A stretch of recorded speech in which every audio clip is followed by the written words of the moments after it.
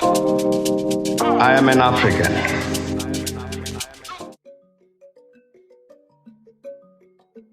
Hello everybody, welcome back to Africa for Dummies. Thank you for listening.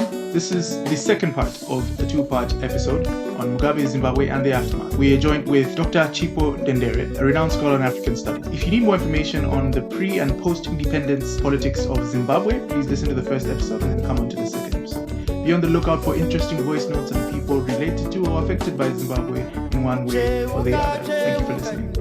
It's more or less natural that Mugabe is an anglophile. It's not really like something that should be peculiar, is what you're saying.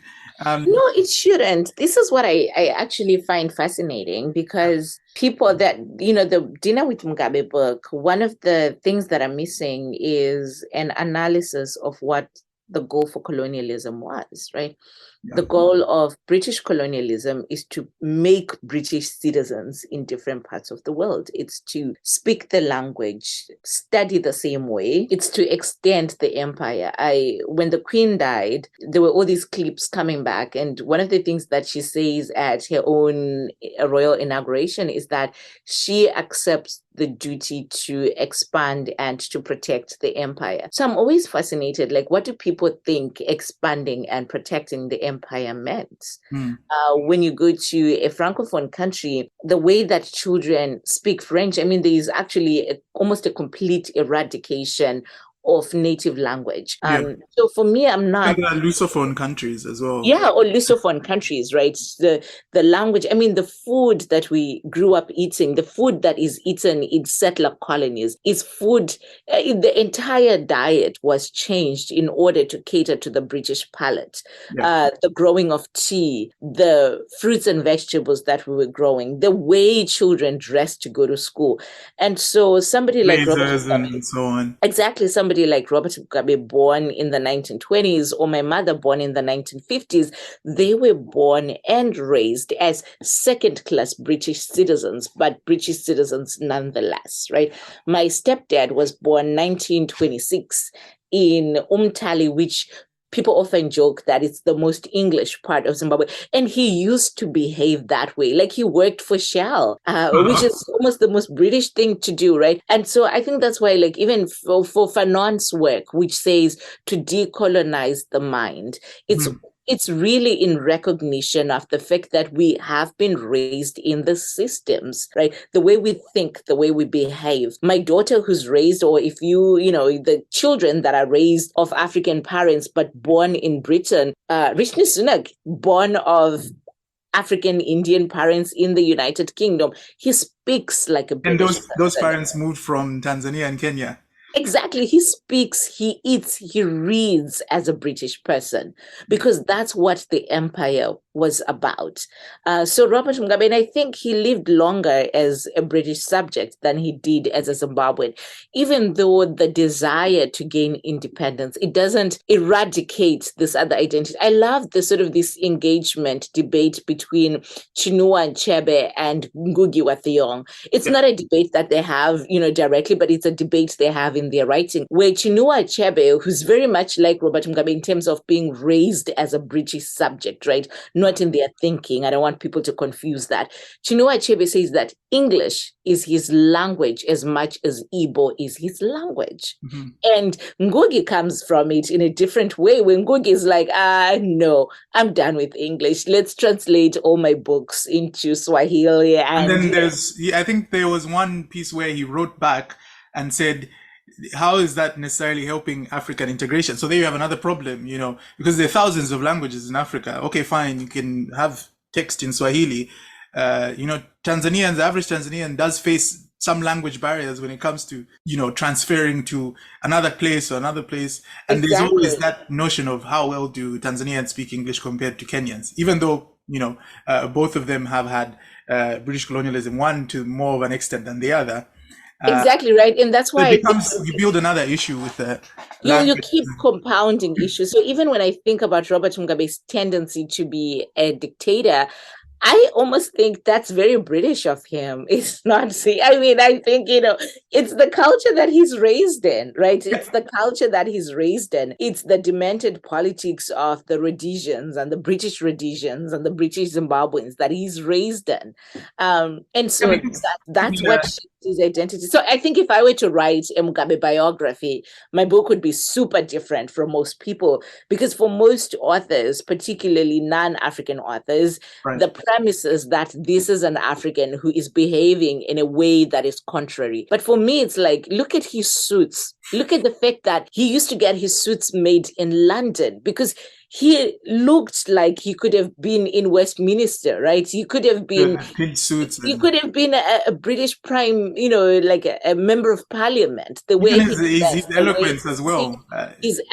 Because that is who he was. Even I love listening to the interviews where he talked about food, about tea, about dinner. And I was like, this is kind of interesting. And then I went and I lived in England for a little bit. And I'm like, okay, so much of who we are makes sense. Yes. So much of who we are made sense. Again, because that was the project of colonialism.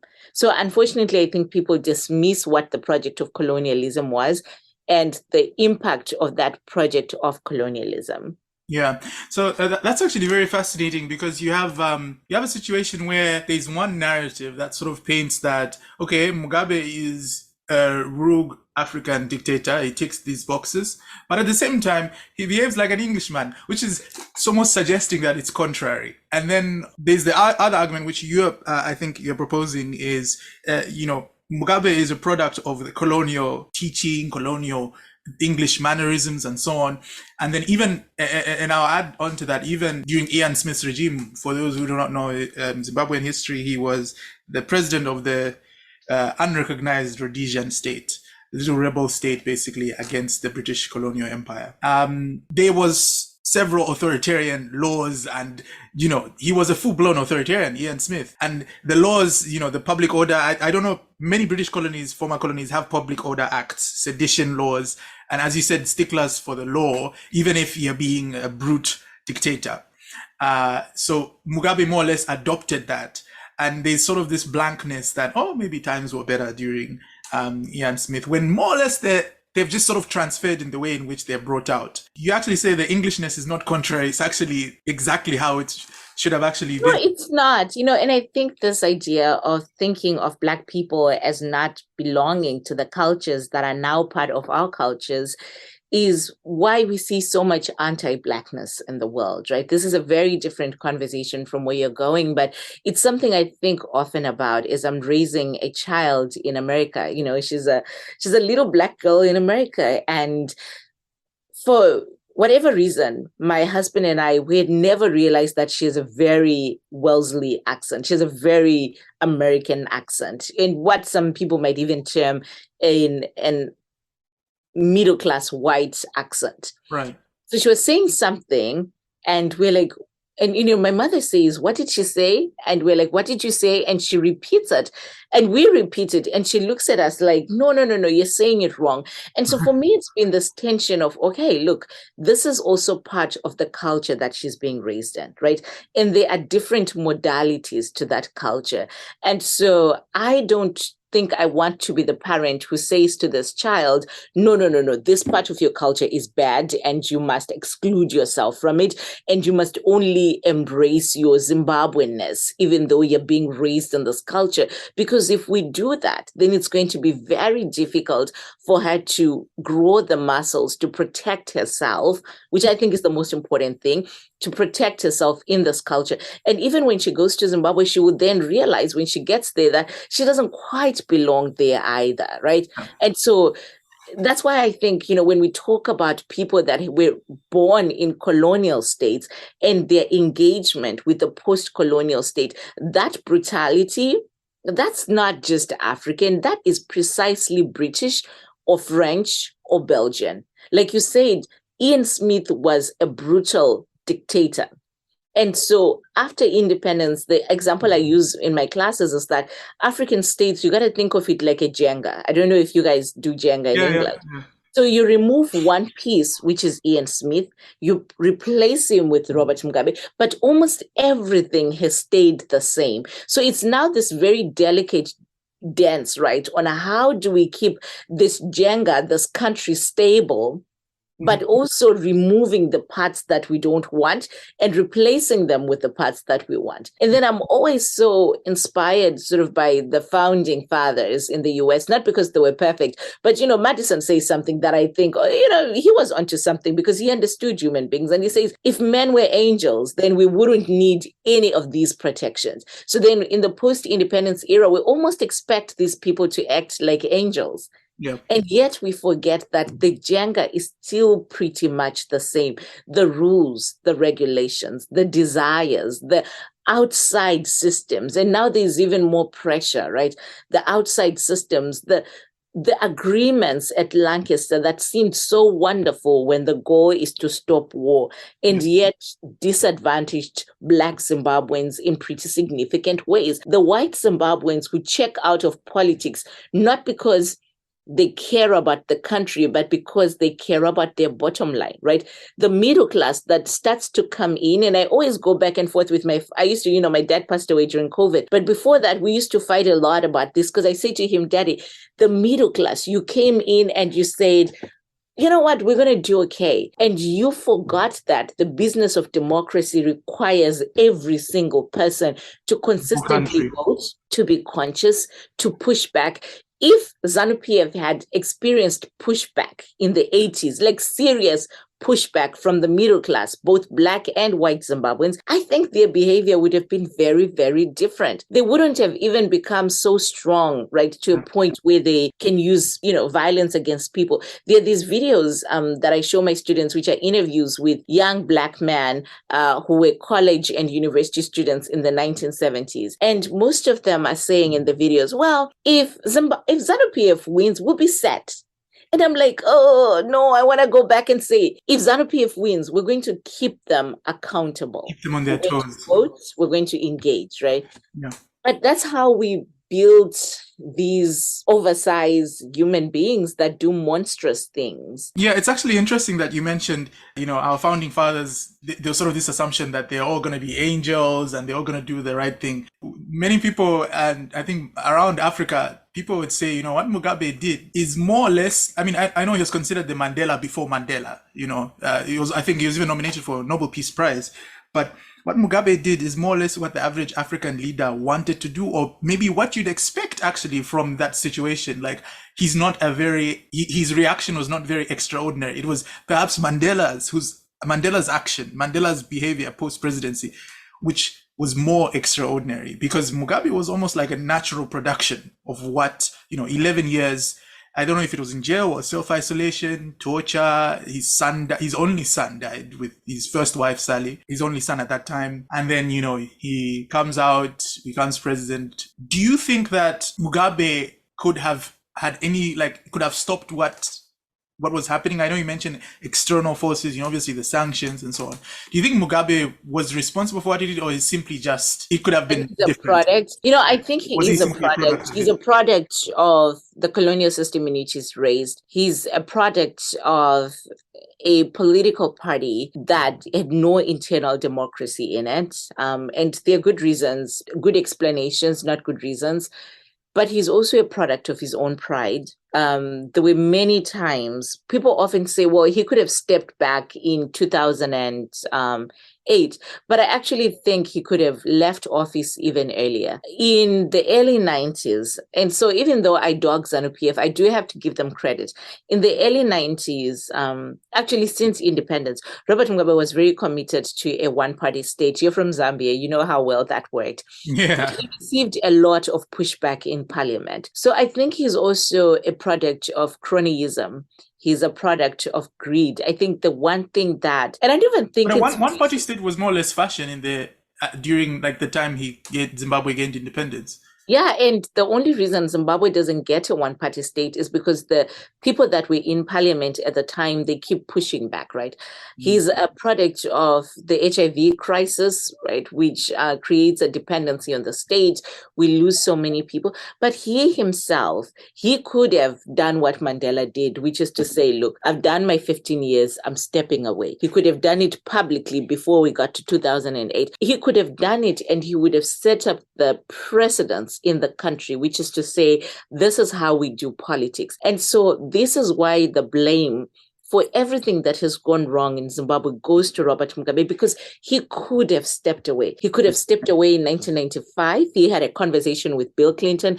Bill and Hillary Clinton came to visit Zimbabwe. And I remember because my primary school was on the way to the airport, or to and from. Primary school seems to be at the crossroads of history. Eh? I know, everything happens, right? And I remember when they came, and I also remember then reading Hillary Clinton's book when I came to college and being so disappointed in how she framed Zimbabwe. I mean, this is a side note, but I remember our own excitement, getting our schools ready, like all the things that we did to welcome them. And then in her book, she talks about us like we're some bush people with no... Wow. I mean, I've never been so sad, like disappointed in my own hero as I did when I read that thought about. Wow. Oh my God. And the way she talks about Grace Mugabe, I mean, the Grace that she met in 1995 is very different from the Grace that she actually writes about. She writes about her as being timid, and it was really mean. And I thought, oh, that's so sad. But Robert Mugabe could have stepped away at that point. He could have stepped away in 1996. He could have stepped away in 2000. He didn't need a reason.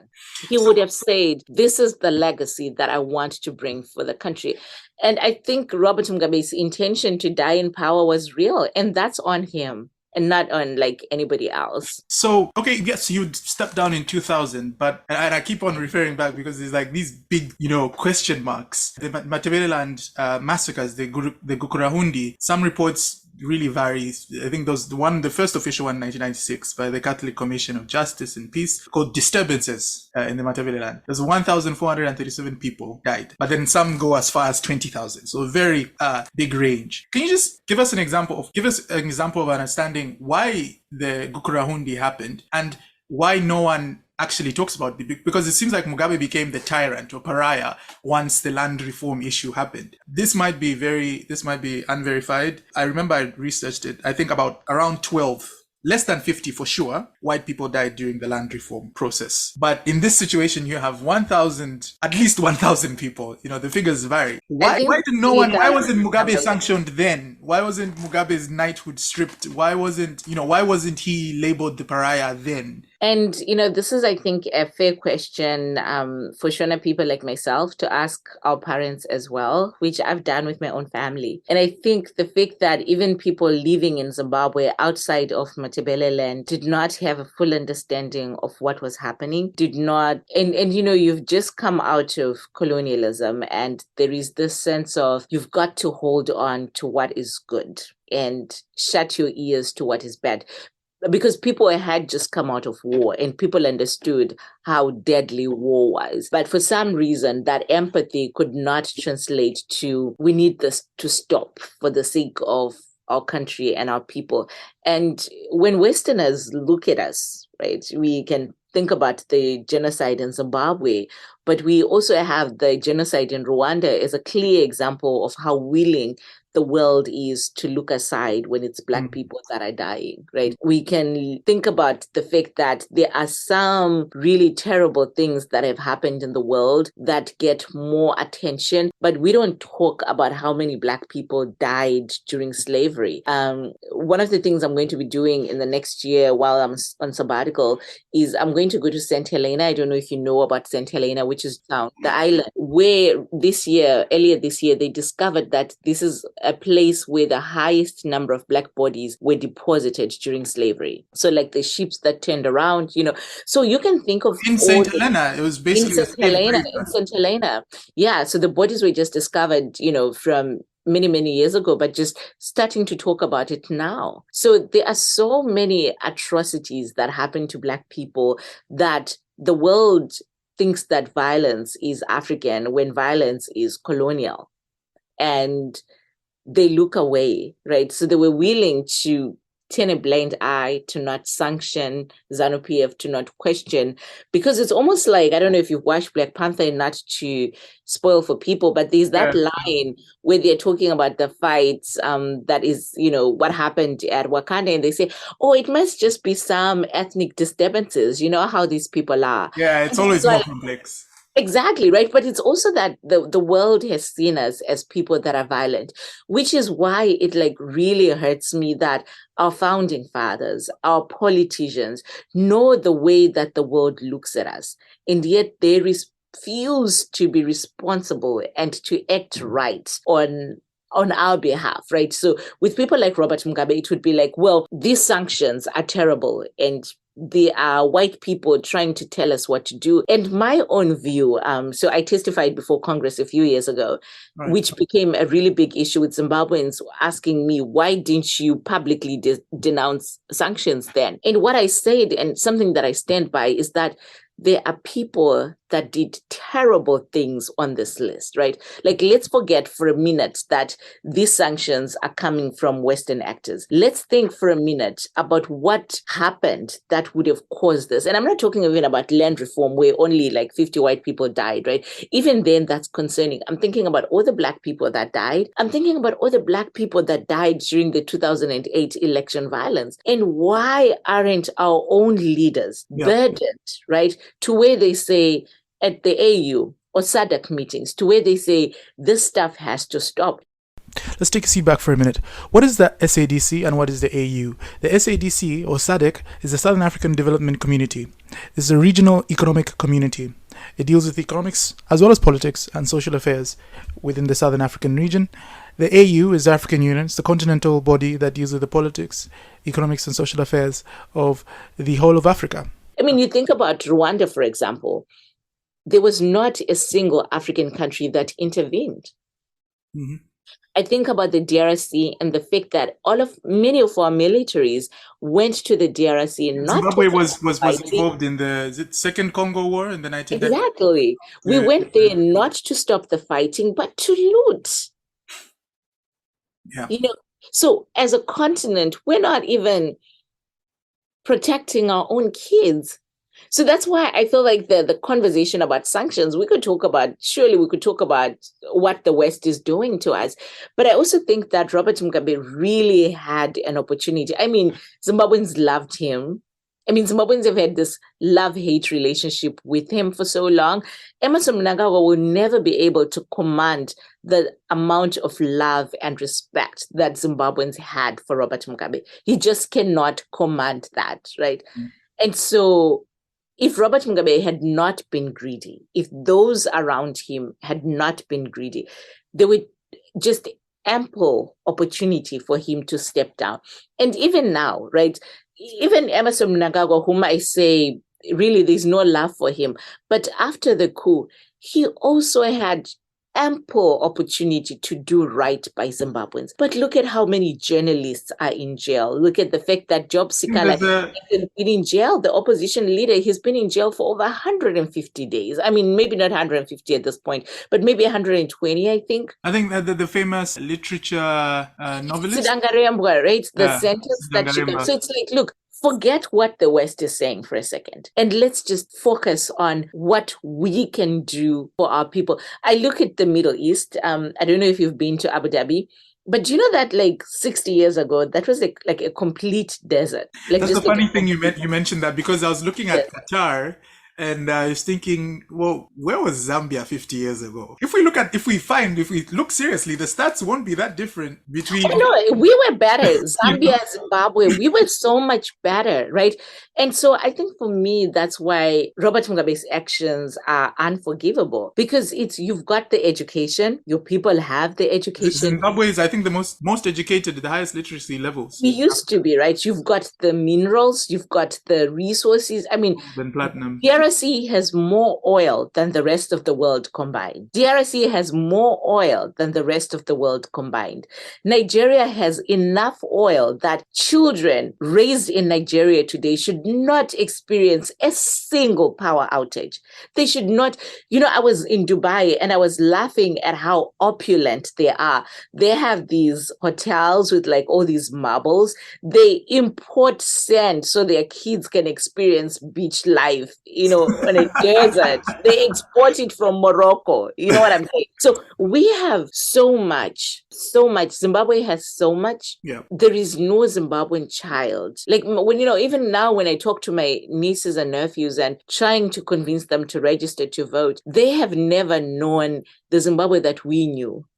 Also, my mother was a trader, so she used to go to Zambia a lot. So we talk a lot about what's changed, between Zimbabwe and Zambia. And my nephews and nieces just haven't known the Zimbabwe that I grew up knowing. It's like the golden era that we can't relate. They can't relate to the fact that just even the woman who used to sell our tomatoes, her kids were in boarding school and there was dignity to her trade. And I think about her a lot. I think about the fact that she had a market stall. She was a single mother, but there was so much dignity to the work that she did. There was so much dignity to a point where she used to have these guys bring the vegetables to her. So she didn't have to go to the market, right? They used to bring the vegetables to her and she would set up her stall. And she ended up hiring 2 or 3 girls that did the work for her. There was just so much dignity. And what Robert Mugabe has done and now Emmerson Mnangagwa has done is to completely strip Zimbabweans of dignity.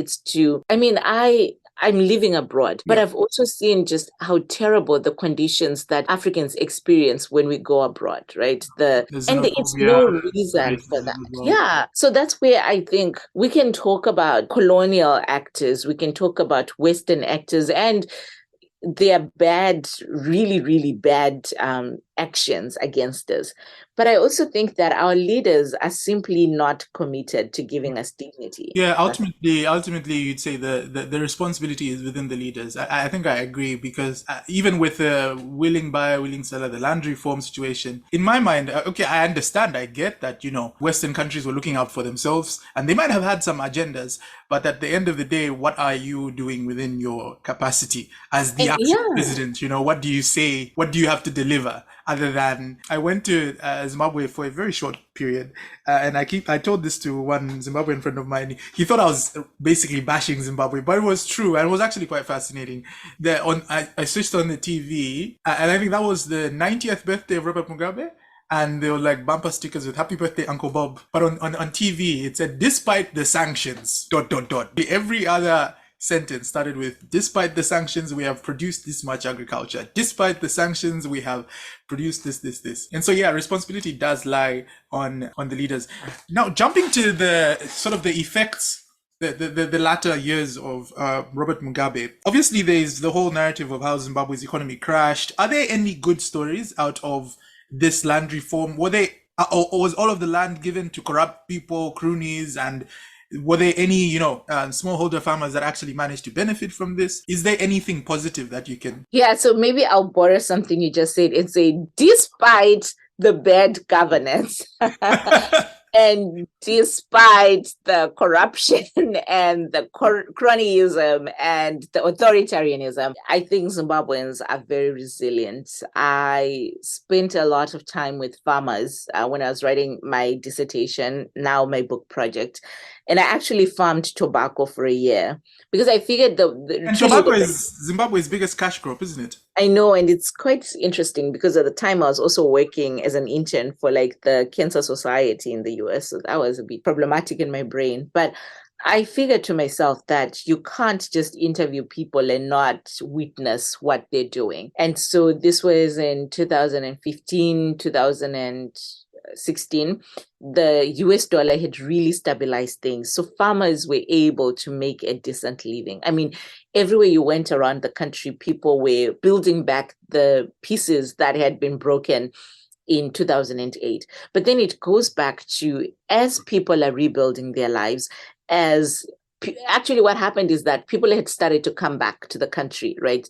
After, during the GNU, people were coming back, they're starting businesses, they are sending their kids to local schools. And then the government brings in. So you said the GNU sort of encouraged people to come back. So was that was after 2007, right? Or 2008? Yeah, so that's around between actually 2009 through to 2013. People were coming back. Right. People were reinvesting in the economy. People were working hard. And then the government in 2016 says we won't be using US dollar anymore. We'll be using the bond note. So whatever positive stories, whatever positive efforts people were putting in, they get arrested, right? Because now you have inputted in your farm using US dollars, and now you're being told that you're going to be paid in this other currency. You see, so I think those are the drawbacks for Zimbabwe, is that there is so much resilience, there is so much commitment, but I have never felt Zimbabweans more hopeless as they do right now. Wow. There is an increase of people that want to leave the country and do nurse aid, and it's actually interesting you mentioned that about people going and then coming, and then now some people want to leave again. I saw some stats around these figures could be disputed. Close to 1 million Zimbabweans in South Africa. In the UK, Mugabe's last office to about 50,000 in the UK, and then it peaked to like 78,000 in 2009 in the midst of the hyperinflation. So, and then I heard, I think a year or two ago, there was a doctor's strike. And even this year, there was a doctor's strike, and Zimbabwean billionaire Strive Masiwa offered to actually pay. So you have a businessman actually intervening in what should be a government responsibility. Do you think with the amount of educated Zimbabweans that they are, like lots of Zimbabwean medical practitioners often are considered the best people to employ in the UK for nursing, in the famous National Health Service. Do you think the Zimbabweans should return to Zimbabwe, or should they stay abroad? Because this is a bit of a dilemma as to whether you should go back, put in the pitchfork to rebuild your country. Well, I think, this is the problem with the ebbs and flows, right, of the government not deciding what it wants to do policy-wise. And, as a Zambian, you see the hope that was injected in the last election. And so human beings need that. People also talk about the Zimbabweans being really educated, but I think my generation was among the last to get really good education. Mm-hmm. We were among the last to be raised in families where everybody is at home together. And the younger generations haven't had that because families are scattered all over. My own work, which looks at the impact of HIV and the disintegration of the family. And so there's a lot that has happened. And I think unless the politics change, it's really quite difficult to ask people to make that move back. Because right now, everybody in the country is dependent on people abroad, right? My husband and I, like many, many Zimbabweans around the world, right now we're having discussions about, okay, so who's sending money for the holidays to the parents? And it's not just the usual pocket money, it's who's sending money for school fees for X and X and X relative, who's catering to what. And because of the recession abroad, even our dollars, the British pound, it's not going as far as it used to, which means that the people at home are getting even less. So that's basically the remittance economy is what's sort of helping Zimbabwe at the moment. I think there's lots of stats around. Actually, the African Union was talking about how remittances, and several countries have made sort of like movements towards finding a way to formalize it. Even India, they gain billions, some countries. And I think Zimbabwe is also one of those up there with basically a remittance Zimbabwe about 1.5 billion and so forth. So I think it's hard to ask people to make that ask of people, especially when every time people go back, they invest, the government comes up with newer, more cruel policies, if you will.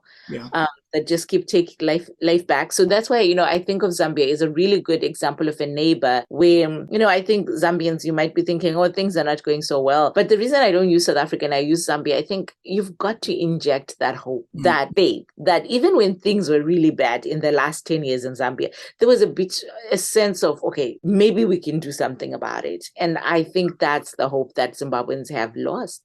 So the ability, so even the sort of the energy to get up and go and vote, that's, and I think I saw Hope Chinona, I think is a politician in Zimbabwe. He was talking about being able to mobilize and go and vote in the first place, which brings me more or less to my last question. Since we already went over the downfall of Mugabe in the beginning with Mnangagwa. So going forward to the election, as you mentioned, there's still very low level of hope. Mnangagwa came on the platform of Zimbabwe is open for business, and contrary to Mugabe's sort of anti-white, anti-colonial reputation, he appointed an Olympian who is white, a white Zimbabwean, Christy Coventry, and even talked about white people getting back their land. Is this something new, or as you said, it's a hopeless situation, it's all just a facade? And can ZANU-PF actually stay in power? I think there's an election next year, if I'm not mistaken. There is an election. In a free and fair election, I think ZANU-PF would lose. I think one of the things we have to remember about anybody who joins ZANU-PF, whether white or black, is that they are driven by self-interest.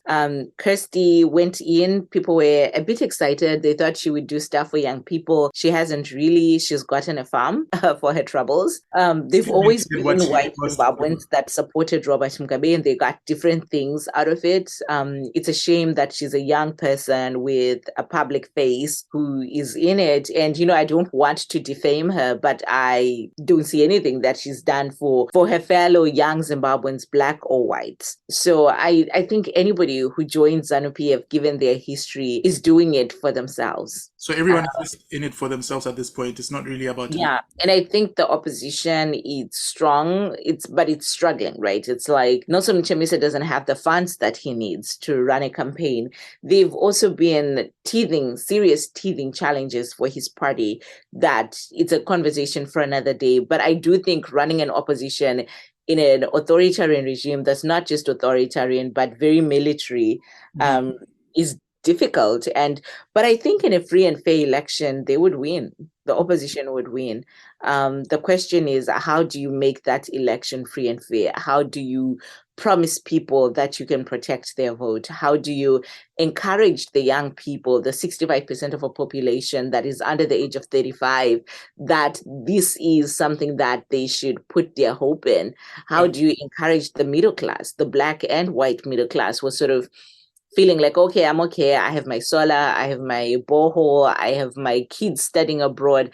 How do you convince them that a better government is also better for you? And I think this is where other Africans have to come in. Other Africans, people in Zambia, in Ghana, in Kenya, who continue to experience change in government. And I think Zimbabweans need to hear from you. Yeah, I think that's an excellent way to sort of wrap it all up. And the question I've been asking a lot of other Zimbabweans and people with opinions on this, how would you describe Zimbabwe or Zimbabweans in one word? I think happy. Zimbabweans are funny. Okay. They make me laugh. Zimbabweans are so funny. All right. Happy. I didn't expect that one, actually. I thought you were going to say resilient or something. I just think Zimbabweans are funny. And I think because I spend a lot of my time on Twitter just laughing. Because I'm like, these people in a better economy, comedians would make so much money in Zimbabwe. And that's what we want. So that's the end of the episode. We hope you enjoyed our topic. We hope you enjoyed the discussions that were going on. And if you have any opinions, if you have any interesting things to discuss, please feel free to message us. Feel free to contact us on all of our platforms, on Instagram, Twitter, on YouTube. Leave a comment. We've got some new documentaries out there. And we just hope that you have learned something from this. And make sure to leave us a 5-star rating, please leave us a 5-star rating. And we would just like to leave you now with a few clips of some people from Zimbabwe from different backgrounds on what they think about the Mugabe era and what they think about the post-Mugabe era. Thank you for listening to us. My name is Owen. I left Zimbabwe when I was quite young, but obviously my parents spent most of their lives there. But I guess I've got that sort of contrast of how my parents see it and speak about it. People who grew up in Zimbabwe, and how I see it as someone. The first thing that comes to my mind when I think of Mugabe is definitely corruption. Nothing positive for sure. It always seemed to me like an old man who sort of lost his mind. Yeah, I don't really have any first-hand experience of, the decline was quite obvious, even during my lifetime. I remember whenever we visited, always having to use US dollars and not Zimbabwe dollars, and everyone having the souvenir 100 trillion note or whatever it was. Do I think Mugabe was misunderstood? No, I don't think so. I think I'm sure he's probably idealistic as a young man. I think, his aims originally were pretty good, but I think he was corrupted very quickly, and I don't think he did anything that helped the average Zimbabwean. Do you think Zimbabwe or Zimbabweans are misunderstood? Not really. Everyone who's been to Zimbabwe knows it's a beautiful country, and it's got lots of mineral and natural wealth. But it's also very poor, and the majority of people are very friendly. I think particularly white Zimbabweans have a false idea of Zimbabwe. I think the country that they imagined, which is they imagine Rhodesia, not Zimbabwe, and they forget that it was, or maybe not forget, but they choose to ignore that it was a state built on apartheid. So they choose to overlook that while they had a great life, it was only because the vast majority of the population was unable to participate equally in society. I think that's where the misunderstanding comes from. I think the one thing I'd hope for Zimbabwe is just free and fair, open elections. I think that's the foundation of everything else. I think Zambia is a pretty good example. They're fairly similar countries, and Zambia doesn't have the same dictatorial history. So, be more like Zambia is what I could hope for. My grandma's one wish for Zimbabwe, for her country, is to see peace and for people to have freedom of speech. She mentions that some journalists are not even able to speak out about their thoughts or to question things as they're getting physically attacked. If someone said Zimbabwe is, finish the sentence, she said Zimbabwe is in a chaos and something has to change. So that was a very interesting conversation that I had with my lovely grandma, who is a proud citizen of Zimbabwe. What more do you hope to see? To be honest, I actually don't have any hope within the system or within the country. I just need accountability of everything that goes on within the system. Someone needs to do some work, and someone needs to monitor the work that someone else is doing. It's that simple. As long as we have such a system back in Zimbabwe, things work. Mismanagement of resources, a lot of things are going on. But no electricity, a lot of problems. But such problems are mainly because someone is not doing the work and someone is not, monitoring the work that is supposed to be done. It's that simple. Accountability. Nothing works in Zimbabwe. That's the honest truth. Not even the opposition, to say. The opposition leader in Zimbabwe has been thrown into prison for like 6 months now. The guy is going to have Christmas in jail. Nothing works. The system does not work. Human rights are not working. Let's fix the small problems and then we go on to the bigger problem. Finish the sentence. I would say Zimbabwe is very rich. If I had to finish the sentence, I would say Zimbabwe is always going to be home for me. It's my home and it's my motherland.